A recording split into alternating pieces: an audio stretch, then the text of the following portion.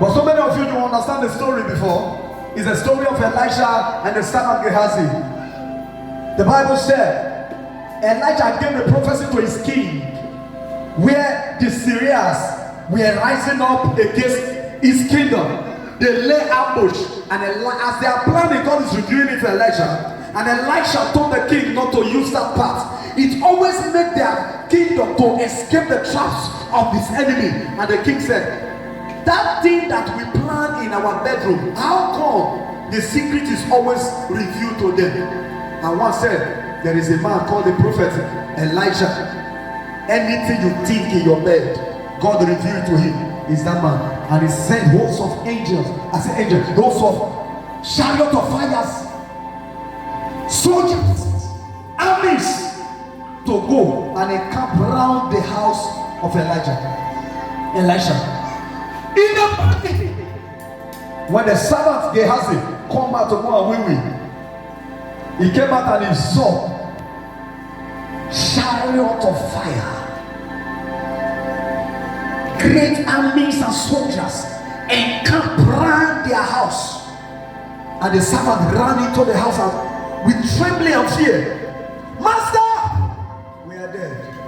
The Bible said, verse 17, Elisha prayed, oh Lord, open the eyes of my servant, that he may see that they that are with us is more than they. Put your hand on the eyes. I told you before, a child of God can be anything but not blind.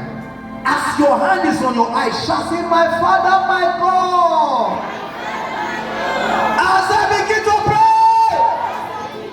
open my eyes. Prayer.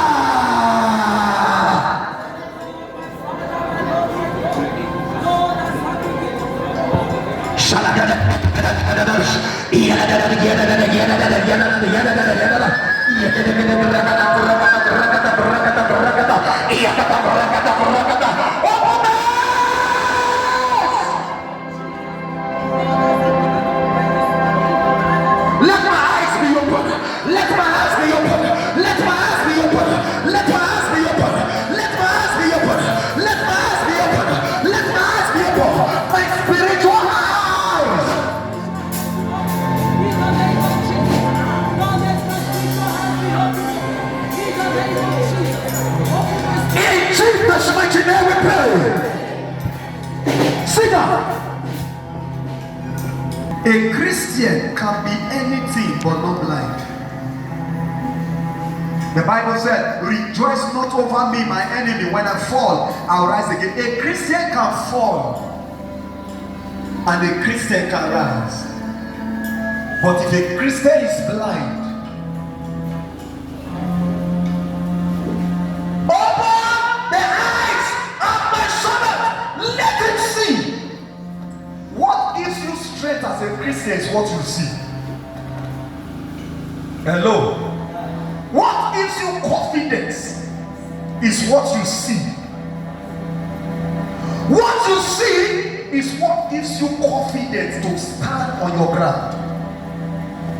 What are the things you are seeing? Even in your future, what did you see? In this life, what did you see? I called some group of guests yesterday and I was ministering to them somewhere in town, and I said, sit down, the Lord is leading me to talk to you. I said, what do you see for your future? I said, I gave them the 5 principles of the questions I gave last 3 weeks. I said, if you can answer these 5 questions, I said, life will be better for you. Then number 1, I gave them, I said, who are you? Number 2, where are you coming from? Number 4, who do you think you are? What can you do? Number 5, where are you going to? I asked them those 5 questions. I said, if you can answer it, life will be better for you. What makes a man to answer these questions is what you see. Children of God, hear this. 2 people can be looking at one direction, but they are seeing different things. 2 persons, everybody can be inside this church now and say, everybody look at me. As you are looking at me, tell me what you see. Everybody will say different things. Then everybody might be looking at me thinking different things. You can look at the same, two of us can be looking at this pole, we are seeing different things. What you see is what radiates in your mind, and what you think is what you become. Sometimes some people will say, don't tell me, don't show me, I don't want to see it, so that it doesn't send a signal to my brain. I don't want to see negative things. I showed you this before. This is holiday time. This is the season of holiday. And I told you, anything you allow your children to watch constantly, it will reflect in their life when they resume school by September. If you look at a comedy too much, your life become a comedy. If you look at action film too much, your life become an action film. If you look at a message of God too much, your life become the message. If you look at worship song too much, your life become a worship. What you watch, what you see is what matters in your life. What gives you confidence is what you see. What do you see? Apostle Paul said, we are not moved by the things that are seen with the physical eyes. For the things that are seen are what? They are temporary. So no matter what is going around your life, don't look at it from that angle, because what you see is temporary. He has to come out. Sir, we are dead. We are dead. See soldiers everywhere. See Navy, see military, see army, see battalion, see get guys, see vigilante with weapons everywhere. And Elisha smiled. Huh? To be blind is a spiritual bankruptcy. To be cheated in life is to be blind. No matter what you face in life, hear this. If you are here, you dream, you don't remember, this meeting is for you. How can you not remember the things that you see? How can you not memorize the things that you see? What kept Joseph running in faith is the vision that he saw. Habakkuk said, write the vision down. So if you don't see, what are you going to write down? Spiritual blindness is a disease. Tell your neighbor, say spiritual blindness is a disease.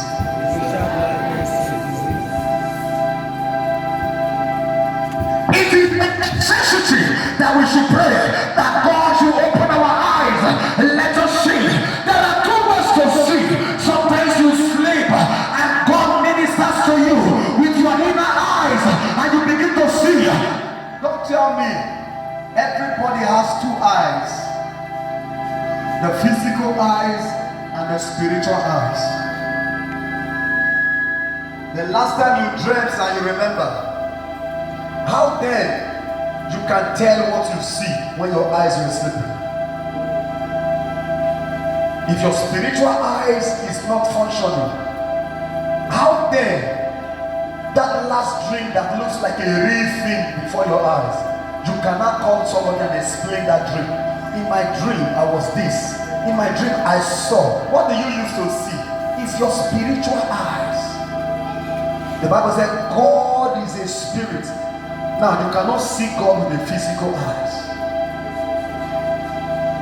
You can never wish or plan or pray to see God with your physical eyes. Because God is a spirit. Do you want to see Him? Switch into the spirit and see God. With what? With your spiritual eyes. Elisha prayed, Father, open the eyes of my servant that he may see. And Elijah prayed, Father, head him. The eyes were open, and Gehazi saw that they that were with him, that everyone soldiers that were standing round about the mountain, two angels with weapons were standing beside